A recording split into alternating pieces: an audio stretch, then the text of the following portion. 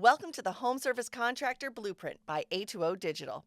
Every episode will cover topics that impact all home service companies like marketing, sales tactics, operations, and more. Now, on to today's episode. Okay, so Ed, welcome back to our second part here. When we finished at our last episode, I was talking to you about an issue that I had where we had a training class for our employees, and I had two people that no-showed. And I said, what would you do? Knowing what you know about Enneagram and all that type of stuff, what would you do in that situation? And your first question back to me was, well, what's their Enneagram styles? So I've had a chance to be able to pull it out, and you've got their results in front of you right now. And just to give you a little more backdrop, one of the guys was excused from, it was a 2-day training thing, and he was excused for the first day because it was a day off. And we totally expected him to show on the second day.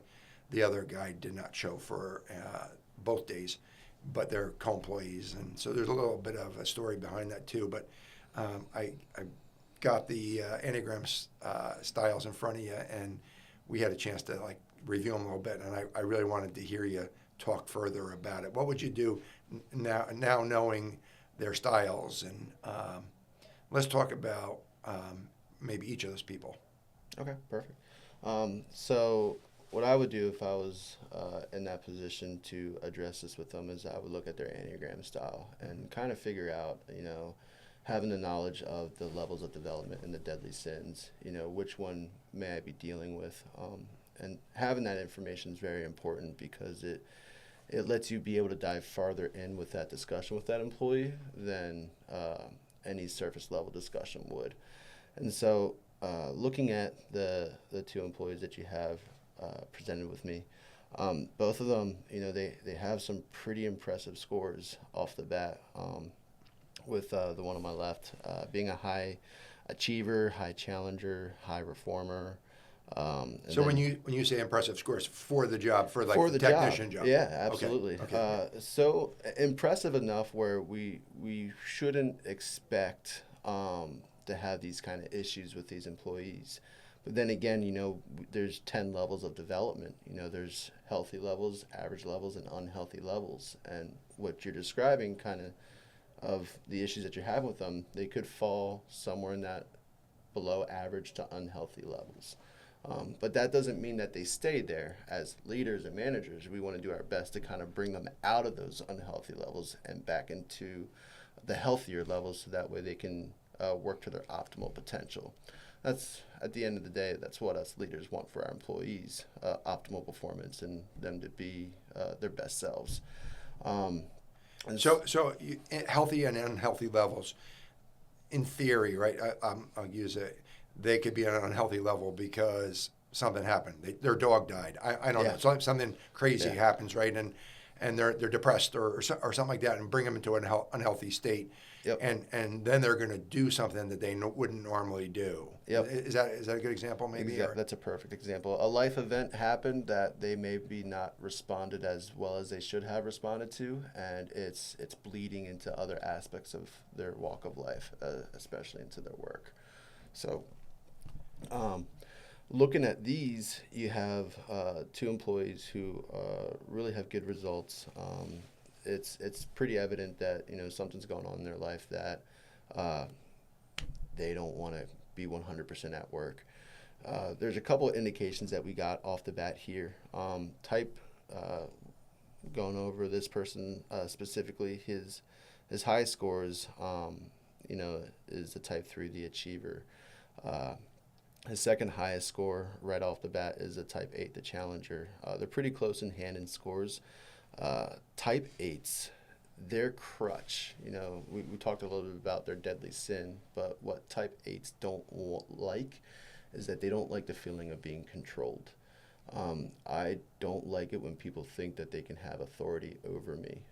Whenever I get in let's call it a creative discussion with someone in law enforcement. I may not handle myself as nice as someone as a type 2 or 3 would. But I don't like a sense of authority over me. I don't like being controlled. I don't like people telling me what to do. And that's my crutch as a type 8. And so seeing that this person's type 8 is very high, there could be a chance where he may just not like being told, hey, you had to be here at a certain time, without enough of a relationship being built there first. The other thing that I noticed with the 2 of these scores is that they're type 6s and they're type 2s. Which is the loyalist, Yep. it's type 6, right? Yep, the loyalist type 6 and the type 2 is relatively pretty low on their results page. Type 2 is The helper. the helper. Yeah, Mhm. okay, yep. So the type 6s, we discussed earlier, it's great to see these scores a little bit higher on the list, just because these people buy into the vision. They bleed green. They want to prove themselves. They want to work very hard and show their management that, like, hey, you know, I'm your ride or die. I will be with this company through all its ups and downs. These people, because they're type 6 are relatively their lower scores, it's harder for them to bleed green and buy in on the vision that. Yeah, let me just clarify for some people, what does bleeding green mean? I know what it means, but I'm probably sorry. a lot of that's all right, no problem. We're precision door. Our green is a big color of ours, and you know it's just a quick way for us to address one another. Like, you know, precision door is a hill that we'll die on. You know, we bleed green for the business. We're willing to do anything we can for the business. Yeah. So and they don't have that in them yet, especially if they're a newer employee, right? Exactly. They really don't. They're not bleeding green yet. That's for sure. Exactly. So to see that their loyalist is relatively low on this scale, they don't feel, based off of the results, they don't feel that they have to prove anything to their management. They don't feel like that they have to gain their trust. They don't feel like that they have to show their management that they're committed or working hard or not. Mm-hmm. The other aspect is that their type 2s are pretty low. One of them, it's their dead last score. The type 2s, their deadly sin is having, their deadly sin is pride, but their biggest fear is feeling worthless. And maybe I should clarify a little bit. 8's biggest fear is being controlled. A type 2's biggest fear is feeling worthless. Because their type 2s are relatively really low in scale, they don't care if they feel a sense of worthy to their management or not, because they don't have that as their basic fear. Yeah. So because, you know, we see that the 6 is low, there's lack of drive to have that commitment. And because the type 2 is low, there's this lack of drive to want to prove worthiness to you. And so ultimately, seeing that these 2 points being relatively pretty low on the list kind of fits the behavior analysis of what you've described with these employees about not caring, showing up and whatnot. Yeah, so here I'm going to throw you a tough question. Yeah, tough question that make you think about. If you had interviewed them and they had interviewed well, and then you got their Enneagram scores and you saw their scores like this, and obviously their helper level is very low on the one person, and you're both 6 and 2. You're trying to explain why they're maybe doing some of the things they're doing. Would you have hired these guys for that job? I knew I'd be taking a big risk. In previous discussion, Doug, I don't know if we've had this discussion on mic or off mic, but you know, I've always expressed the importance of having a type 2 high up in the list, or a type 3 high up in the list. Type 3s, you know, they're good customer service people, but you know, their biggest, their what's it called? Their deadly sin is deceit, right? So it's more of how they look towards other people. So the reason why I include type 2 is that their deadly sin is pride. It's not really how it's internal pride, so it's not really how people perceive them, but how they perceive themselves.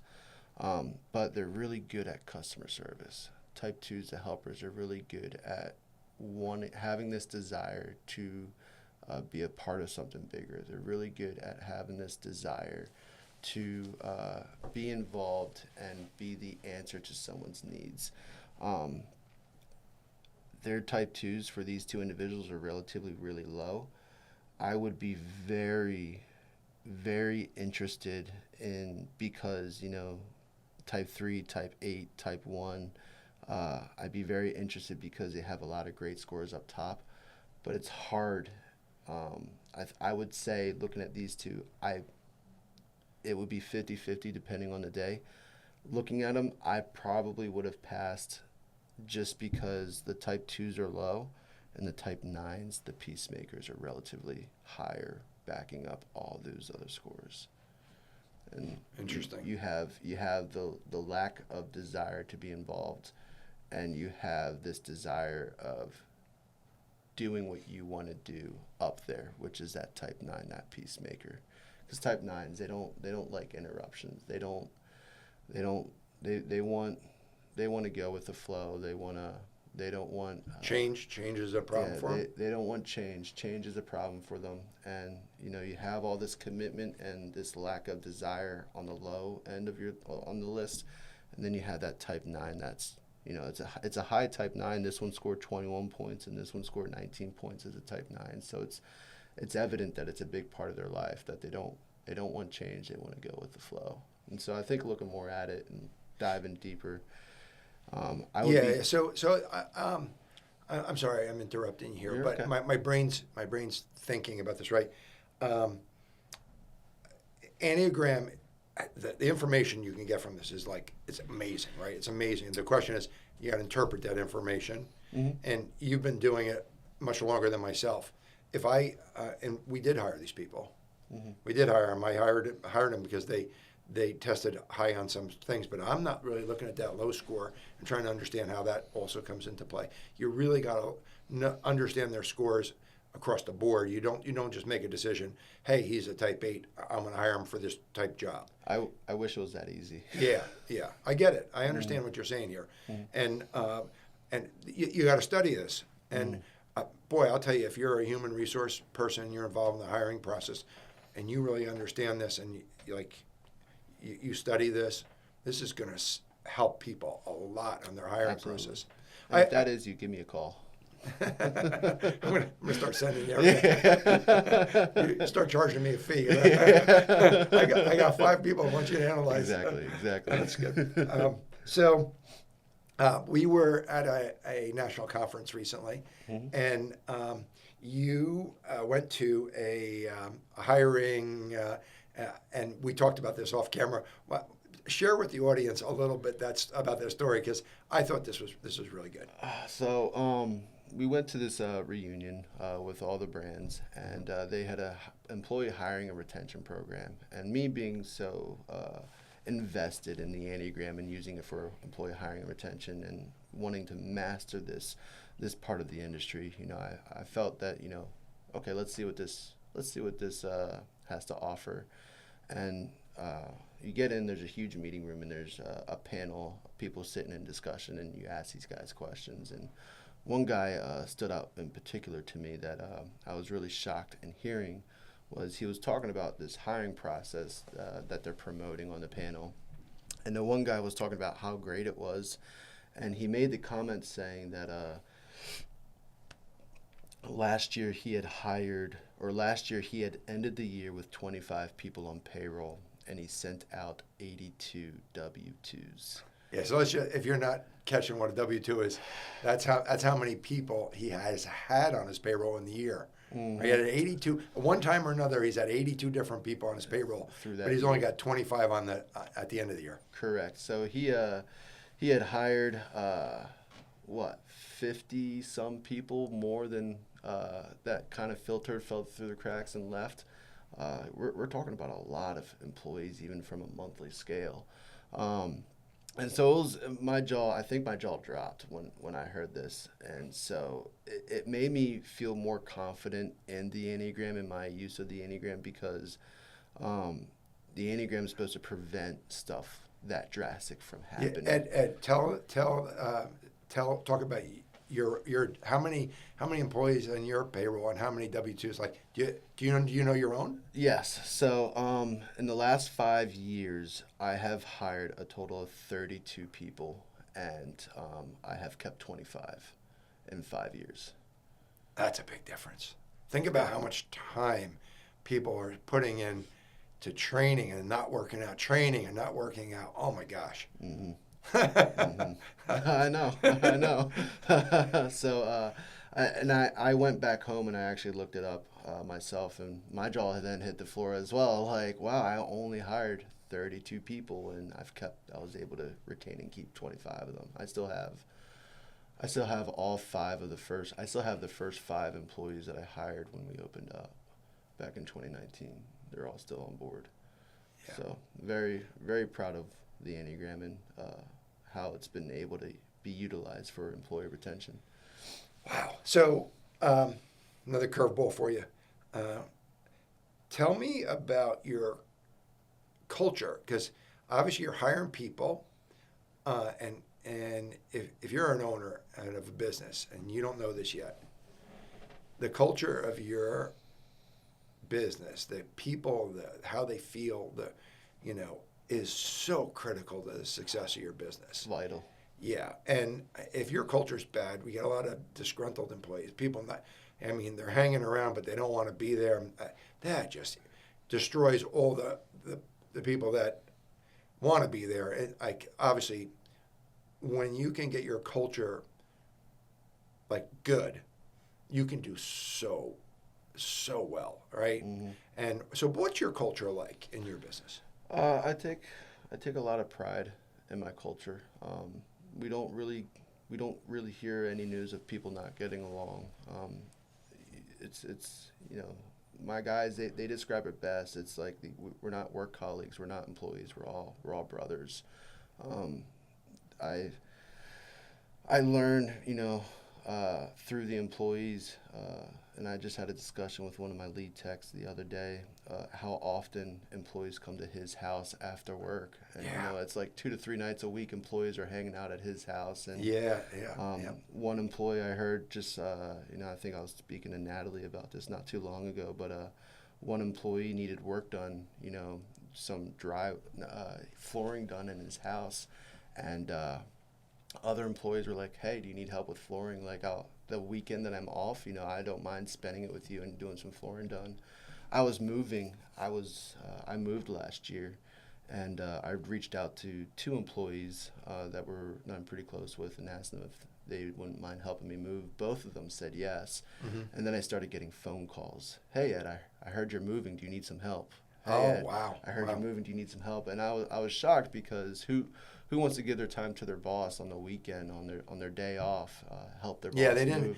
move? The two guys you asked for help, I'm sure you knew them extremely well, and you wouldn't have asked if you did. But to have other guys calling you and offering that's really speaks volumes. Yeah, the 2 people that I asked, I had known them before opening up in 2019, so I felt good to ask those 2. But having my other employees calling and asking, like, hey, do you need an extra pair of hands, really made me sit back and look at it and be like, wow, what do I have here that I may not be noticing or seeing? Yeah, so I know, I wish I could go back and give you exact where I heard this from, but this is in my brain.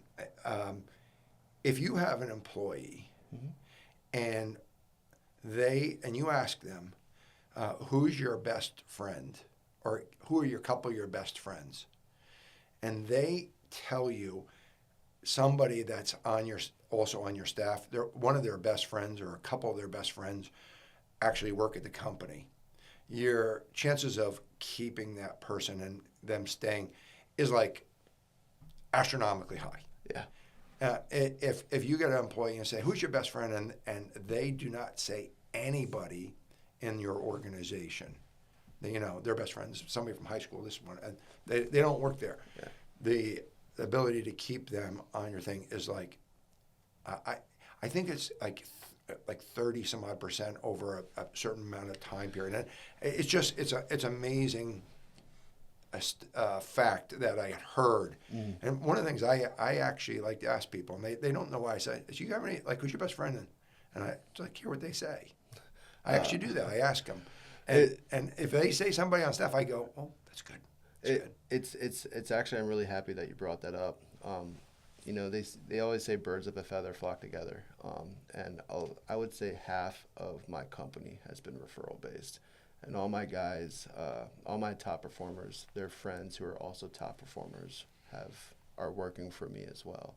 And I think that's one thing that's like really cool about the Enneagram is like, you know, we can put ads out, you know, we can go on Indeed and Paradox and look for employees, but when you start getting a group of friends, lifelong friends working together and they're doing really well together, these leads that come in, they're no longer leads that you're paying for, they're more so leads that are being referred to by other employees. And you look at the Enneagram results and they share similar Enneagram results as they do with their best friend. And that's one thing that I wasn't expecting, but really felt were like accomplished in trusting the person coming through the door and having a sit-down conversation with them. I'll tell you, business, like when you figure certain things out, you just thrive. You can thrive if you can figure out like this whole hiring process and retention and stuff. You can thrive. If you got 82 W-2s, you're just churning. You're in the trenches. Yeah, you're in the trenches, and how do you get successful, right? It's so. We talked about. I'm going to go back to something. We talked about the deadly sins of each of the styles. Mm-hmm. And I know you talked probably about 3-4 of them right now, and that's a part of the Enneagram that honestly it didn't trigger in my brain. I want to actually understand a little bit more about that. Can you like maybe go through each of them and talk about that a little further for me? I find this fascinating. Yeah. I even brought my notes. Yeah. So every Enneagram style has a deadly sin, kind of like the crutch that holds them back in life or prevents them from achieving like their optimal potential. Just to kind of go in order, type 1s are the perfectionists. Their deadly sin is anger and resentment. Type 2s, the helpers, their deadly sin is... So, slow down. Just go back to perfectionists. Mm-hmm. What you said, repeat that. You said two things. The deadly sins are...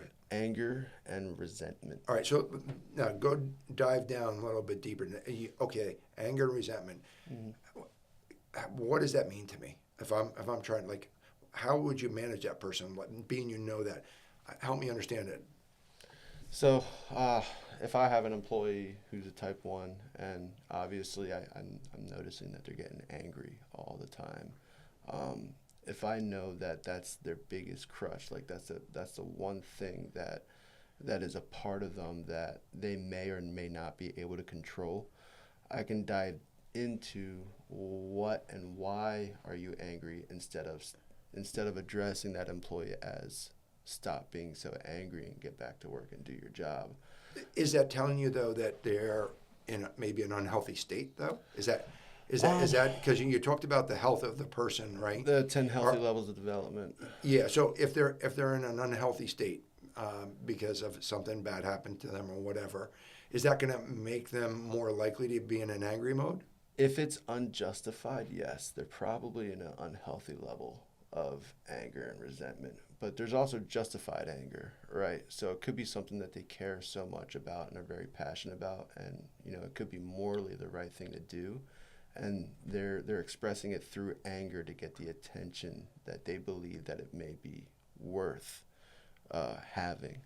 And so we always want to ask ourselves when we see like the behavior of the deadly sin coming out, they can have healthy levels of development. They can be on the healthy level of development expressing this deadly sin. But if it's completely irrelevant and unjustified and something that is not really entirely important and it's more for show than anything else, then we know that to be an unhealthy level of development. And a lot of times the way that I measure levels of development, what I found worked best for me is asking myself, is this behavior selfish or selfless? Selfless leads me to believe it's more of a healthier level of development.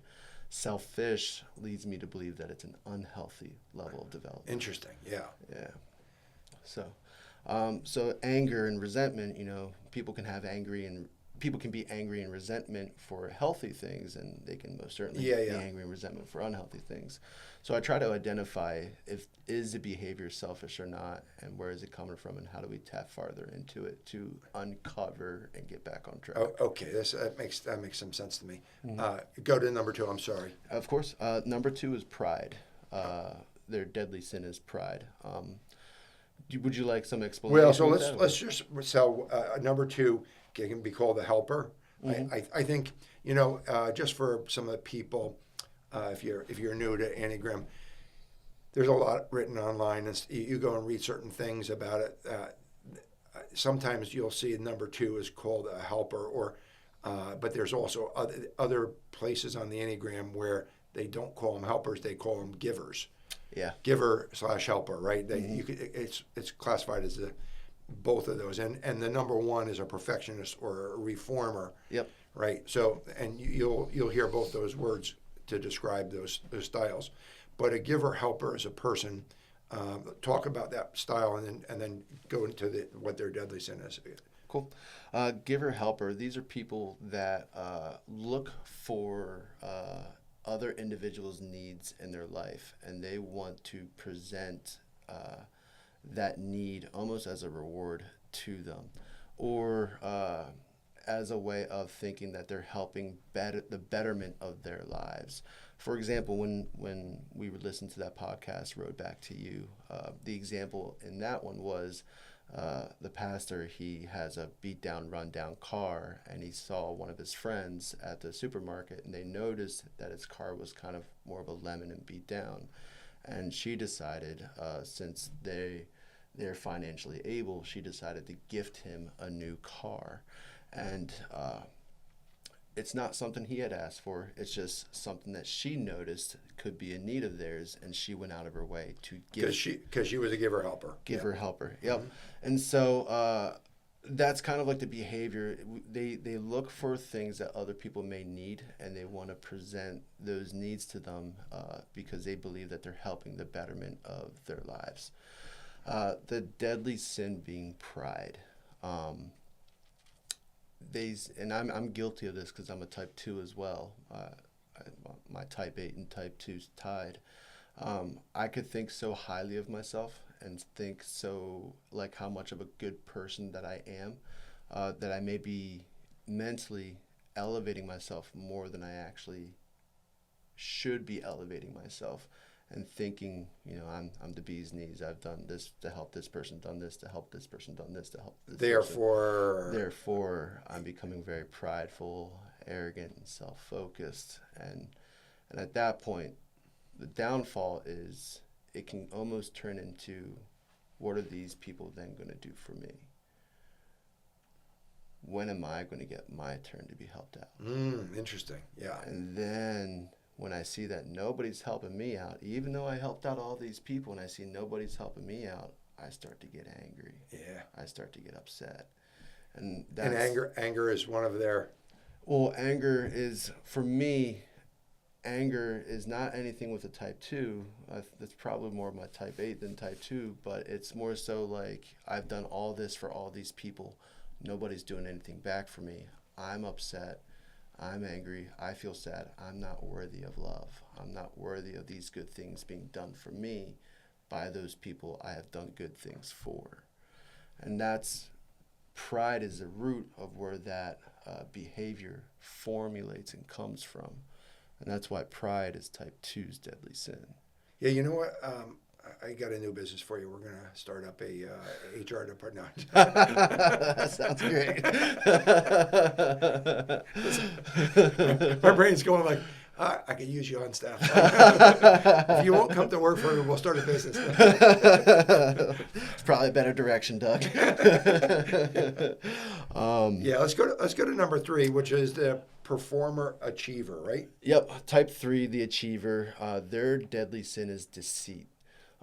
There's a movie with Jake Gyllenhaal in it, and I forget the name of the movie, but it's this movie where he films videos for news stations, and they buy his film, and they air it on the news, and he gets obsessed with making sure his films are the ones that they're using.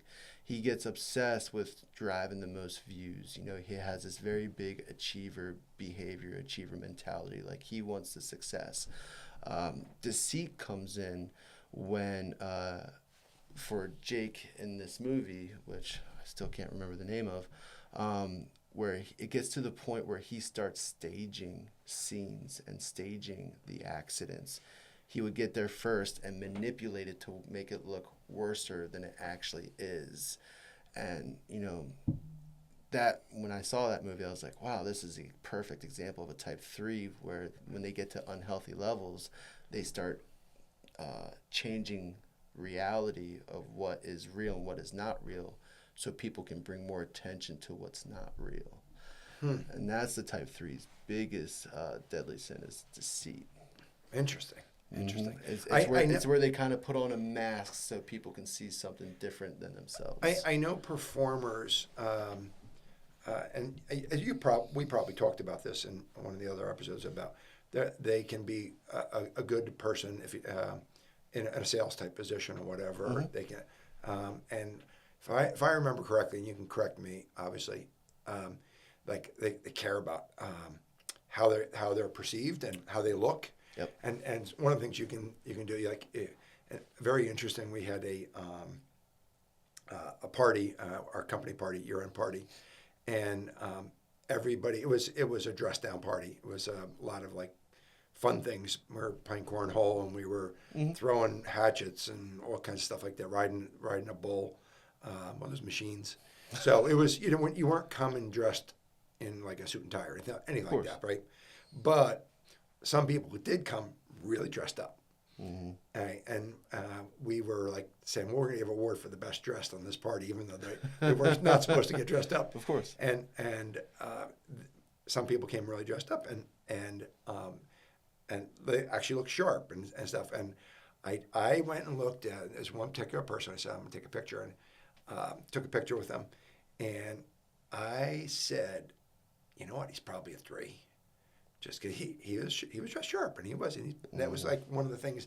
Is that true, or like that's 100% true? Yeah, it's interesting, right? Yeah, so a type 3, like so it's a way of kind of like, you can just look at that person, and that's giving you a little bit of a clue of what type of personality style they are, because they care about the way they present themselves, the way they look and stuff. I would say most cases, if not, if your interviewer comes in dressed up in a suit and tie, or looks very well presented, and you do the Enneagram test, there's a good chance that the type 3 is within the top 3 scores. In their results. It's that type 3 showing for sure. That's interesting, right? Yeah, because they care about how other people visually see them. So, number 4, which is an individualist. Is there another word that's used for that? The romantics. Romantics or individuals. Okay. Yeah. I don't have a whole lot of experience with romantics. I did hire one. Their deadly sin is envy. Romantics, the best way to put it is they're very good into liberal arts. There's a lot of type 4s in the liberal arts. There's a lot of type 4s in drama clubs. Worked their way to the top, climbed the ladder. If you're in those industries, you're going to have probably a lot of them potentially working for you. You type 4s, if you're in that industry, you're comparing yourself to somebody else that may be in the starlight, or that may be getting attention, or that may move up in the ranks. And if type 4s, they have this natural ability, it's almost natural to them, where they're constantly comparing themselves to somebody else, and what they're looking for is what makes this person better than me. And at that point, it's, why can't I be more like this person? So what's that deadly sin there? Envy, where they just want to be more of who is the successful person. Interesting. So number 5 is the investigator. Greed. Greed, that's the deadly sin? That's their deadly sin. Number 5, they make great lawyers. They make good judges. They make good investigators, good police officers.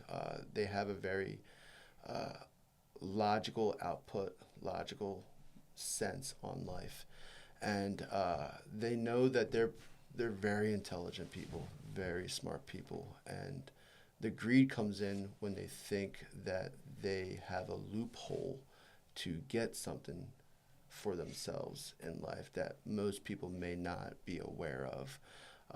Kind of like hiding in the weeds, per se, where they feel if I do this particular way, I could get this out of this arrangement and make it look like it's a gift to this other person, but really I'm getting this for myself. And so that's where the investigator, the type 5, their deadly sin is greed. And you'll find, yeah, and you were saying that some of that could fall into a certain kind of fields of, you were saying maybe law enforcement or whatever. Yeah. And it's when you look at it that way, you see some of that behavior in law enforcement. You see it on the news. You see it, with lawyers. If you ever been in a predicament with a lawyer, they're always looking for loopholes to kind of get the advantage in the case. Mm-hmm. So interesting. Mm-hmm. Let's go to number 6, the loyalist. Right, we did talk a little bit about loyalists. Mm-hmm. And bleeding green. So a loyalist's biggest their deadly sin is fear. Their deadly sin is I'll use my wonderful wife as an example. She's a high type 6. She has a lot of fear, a lot of anxiety. To myself, I think that she suffers from PTSD, pre-traumatic stress disorder, where she has fear of the future. She has a lot of fear of something that hasn't happened yet. Worried about what's going. I imagine listening to the news probably is not the best thing in the world, right? I got to get her off the news. Yeah. And she's found a lot of great ways to manage that. But fear, worry of the unknown, what could happen, it almost feels like it's as if it's going to be real life to them. And there's no way around it to them, where they think that their fear will become reality, and that's where it becomes a crutch to them. And that's why fear is their deadly sin and what holds them back from their true potential. On the positive side, though, when we were talking about loyalists earlier, if they're on board with you and they're gonna stay with you as an employee, like your retention on them is gonna be awesome. 100%. Provided obviously they feel like they're part of the team. Exactly. And the best way to address type 6s, if you hire any of them, is just a little bit of comfort goes a long way for them. A little bit of peace of mind to them goes a long way for them. Because a lot of, you and I know, Doug, that a lot of things of what we're afraid of probably will never come true. Mm-hmm. And to type 6s, they need to know, because the part of that fear is being alone in that. They need to know that somebody that they look up to is brave enough, or is not worried about what they're worried for, and is giving something to them that they can find comfort in. So if you have a type 6 that bleeds green, that trusts his management, and you comfort him like, hey, this is nothing to be worried about, they're going to take that trust and hold on to it tight. And all that fear that they once had will be settled right then and there. Okay, let's go to number 7, the enthusiast. Gluttony. They take on more than they can handle. They won't say no. Type 7s, if they have a full schedule and something that they feel of importance comes up, they'll try to find a way to put that and add that into their already full schedule and take that task on. Well, that's interesting. So I have somebody I talk to regularly, and I talk about they always want to put 10 pounds of stuff in a 5-pound bag. Yep, that's perfect description for a type 7. Yeah, that's interesting. Yeah, and sometimes I'm going. For me, it can drive me nuts. Like my schedule, I don't want it that full. Like it's almost tough for them to say no, and even when they're sick. Like if you have a type 7, and they're an office employee and they call out sick, they'll they'll work from home. They'll still take on as much responsibility as they can. But it's almost something of impossibility for them to say no to something. And they're always, like you said, fitting 10 pounds of sand in a 5-pound bag. Yeah. Yep. We're going to the eights. We actually talked about eights, and I know a lot of your staff are eights, especially in certain positions, right? Mm-hmm. So talk a little bit further with that. Eights, challengers. Our greatest sin or deadly sin is lust. And as I said before, it's not anything in a sexual context. It's just we are so focused on achieving a goal that it's make it or break it to us. It's almost that goal feels like it's make it or break it to us, and we get so focused on the goal that we don't. It's tunnel vision. We don't see the other important aspects on how to get to that goal as easily as some other people may see those aspects, and it's almost like getting lost in the weeds at that point to us. And yeah, I fall into my high score is an 8, and I know we had talked about this, but the control, like we don't like to be controlled. I know it drives me nuts when somebody's trying to control me. Somebody's trying to tell me what to do, and I know I've heard this on the road back to you. It's not that I feel like I have to be in control. I don't need to control everything that I'm involved with, but don't try to control me. yeah. And when that is such a thing, it drives me nuts when people are trying to control me. Yeah, that's eight's biggest fear. So a lot of, like with the Enneagram, you can find what their deadly sins are and what their biggest fears are. And for an 8, their biggest fear is being a sense of being out of control or being controlled by something else. Yeah. I'm the same way. I can't stand being controlled either. And like you said, I think it gets to the point where at some point in time, I wanted to be in control of everything, and I couldn't delegate properly. And I think a healthier level of development is understanding how to delegate things well, understanding that you have the control at the end of the day, but at the end of the day, we don't want to feel like that we are being controlled.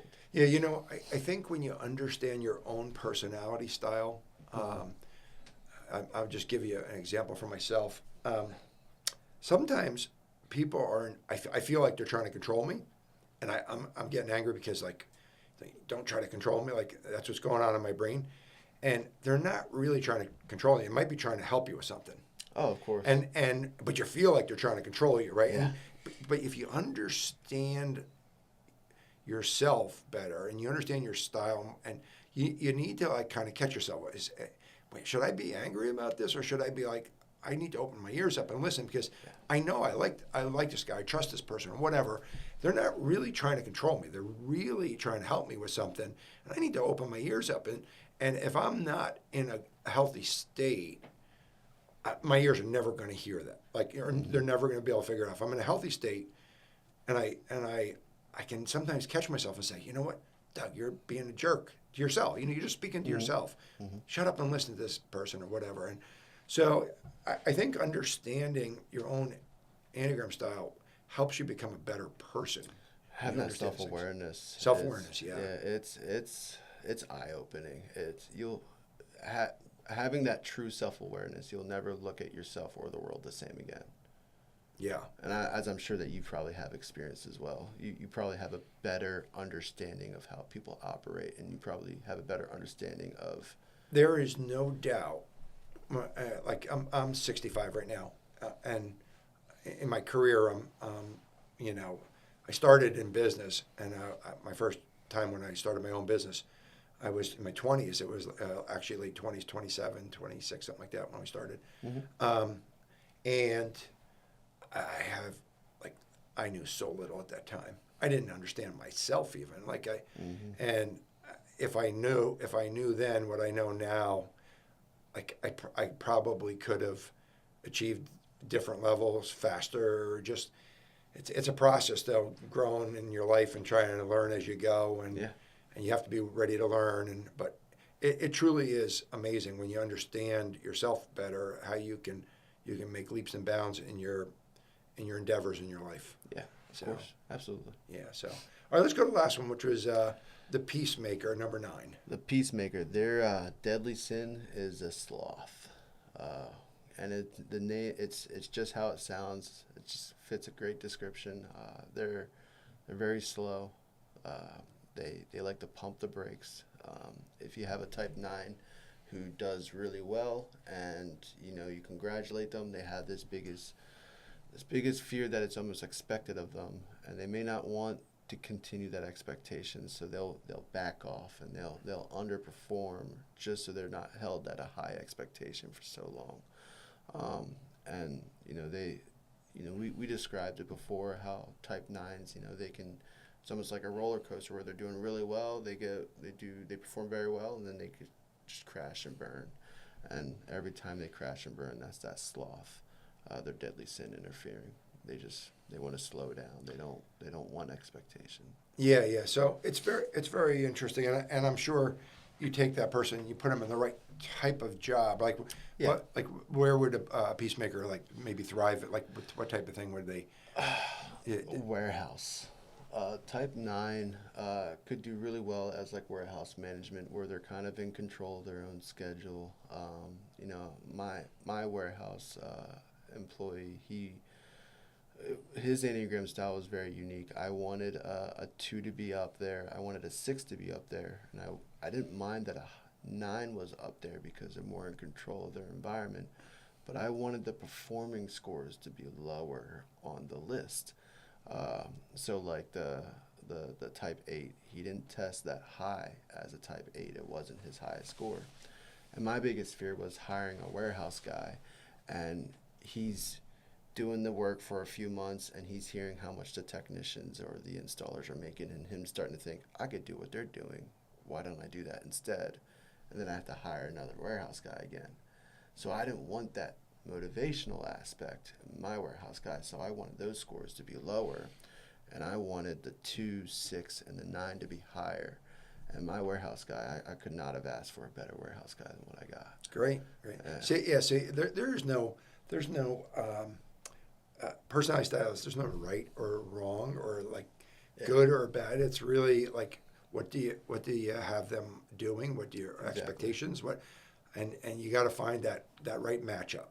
Yeah, right. The right fit, so that you put the right person in the right job, and they have the best chance of succeeding. I mean, you can do that. 9s, they don't like a change. They don't like a rift. And in that warehouse position, it's the same stuff, different day. Mm-hmm. And so they like that structure. They like that organization. Interesting. I want to wrap up this episode. Ed, is there anything that maybe you'd like to talk about? I kind of give this totally to you, that maybe we haven't talked about. Anything you want to finish up on that would maybe be something that we didn't talk about yet? It's probably the biggest curveball you threw at me all day. we talked about a lot, obviously. Yeah. And I we kind of set up an outline of what we want to talk about, but yeah. Maybe there's something we didn't cover. Maybe there's something that, and maybe not. Maybe we're in a situation where we kind of talked about it, the things we want to talk about.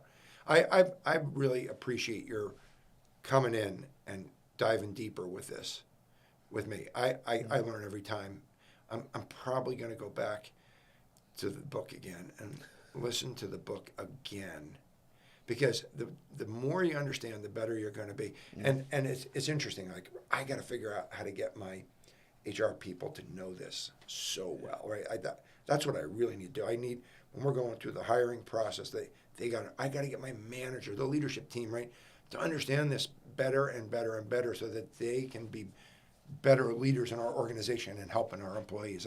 There's just so much of this that comes into play, and the more you understand this, the lot more you're capable of.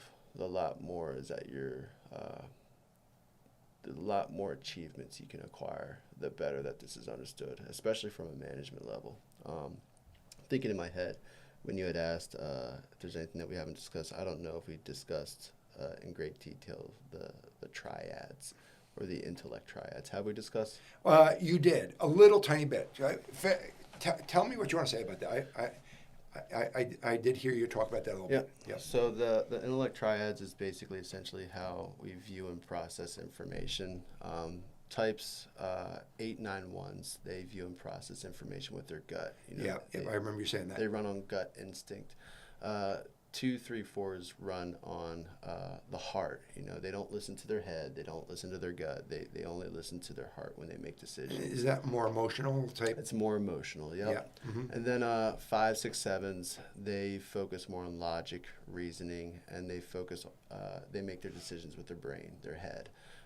They look at more factual information. What 3 years falls in that? I'm sorry. 3 is the the logic. What three styles is it? 5, 6, and 7. 5, 6, and 7. Yeah. Yep. They fall into the logic where they make decisions with their head. They don't listen to their gut. They don't listen to their heart. They have to have concrete, factual information for them to make decisions. I don't know if this is a controversy topic to discuss for an example, but 5, 6, 7s, when something in the medical industry comes out, they won't make decisions unless they see that this procedure or this prescription has a high rate of success. Then they feel confident in making that decision. If somebody just tells, so they're going to use the logic. They're going to use the logic and statistics and information that's presented to them. If somebody just walks off the street and says, "Hey, you should get this medication. It may help out with this," they're not going to trust that source. They're not going to listen to that person. They want to see the research. They want to see the facts for them to make that decision. Mm-hmm. Emotions, so like the type 3s, for example, they have this desire to be liked, by anyone that they come across and that they meet. They want that person thinking that they're such a great person when they walk away.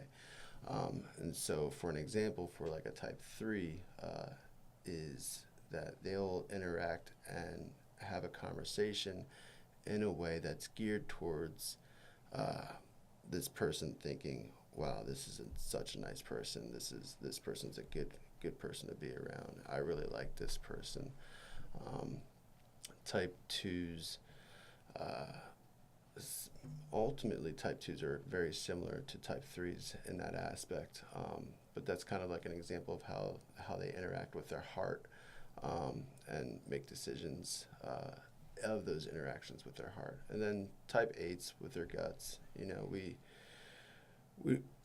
don't really know why we make decisions. We just go, "I don't know why. My gut told me that this was the right path," and pull the trigger. It's almost like instinctual, right? Yeah, it's like very instinctually. I just and that's me, right?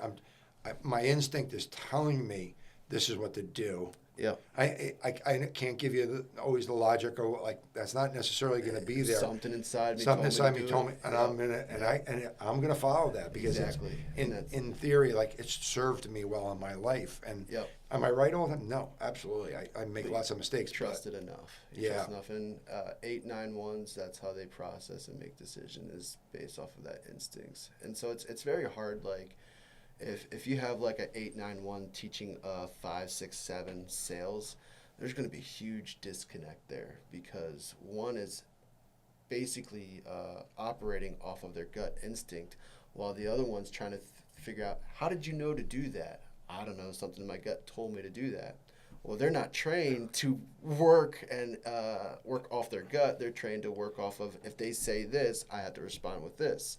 And so you're never going to get that training opportunity to its maximal potential, because you have a disconnect right then and there. If you're serious about training someone to fulfill a position, you want their intellect triads to match the trainer and the trainee. Interesting. Yeah. Or So I do training in our organization all the time, and if I'm training and I'm telling them you just need to do it because I know this is what I got to do, it's like that's not enough for some people. Yeah. Sometimes I got to give them the why behind what we do, because they want the statistics, they want the facts, they want because they're using their brain to logically figure out whether Is Doug right? Does he know what he's talking about? Where's all the facts to back it up and all that type of stuff, right? You being an 8, when you train people, the people that you're probably making the biggest connections with are the 8, 9s, 1s, because you're speaking their language, right? 2, 3, 4s speak their own language. 5, 6, 7s speak their own language. My management team is designed specifically to have someone who is rooted in each of the intellect triads. So Steven, he's a type 3, so he's in the heart triad, relationships and focusing on relationships. I'm a type 8, I'm in the gut triad, so I'm based off of gut instincts. Dan Madison, my second in command, he's a type 6, so he's a logic and reasoning triad, and it's a really good form of balance that we have. Yeah. If you guys can be talking together and like understanding each other, you're gonna get nice balance on that. Sure. When we have a meeting where the 3 of us are together and we're addressing the company, everyone walks away from that meeting with a greater sense of understanding because you had someone speak in a language that they can understand more clearly. So. Ed, thank you so much for coming in today, spending the time with us. Hopefully this helps people in our audience that have a chance to listen to us. And thank you so much. If somebody wanted to reach out to you to talk to you, what would be a way that you would recommend you do that? Text, email. Text, email. Text. Do you want to share that? Yeah, sure. If you want to share it here, if you don't, No. I understand that too. I'm completely fine. All right. My phone number is 717-440-6555. My email is ehesling, HESLING, @precisiondoor.net. Okay, I'm going to edit out that telephone number, and we're going to put your email, so Gotcha. you don't, because you don't want but that's all right. Yeah. That's all right. You got your email. We'll put that in there. Yep. All right, Ed. Thank you so much. Appreciate you being here, and thank you once again. It's a pleasure being here, man. Thanks for having me. All right, you got it. Thanks for listening to the Home Service Contractor Blueprint. Don't forget to leave a review and subscribe so you can stay up to date on home service trends.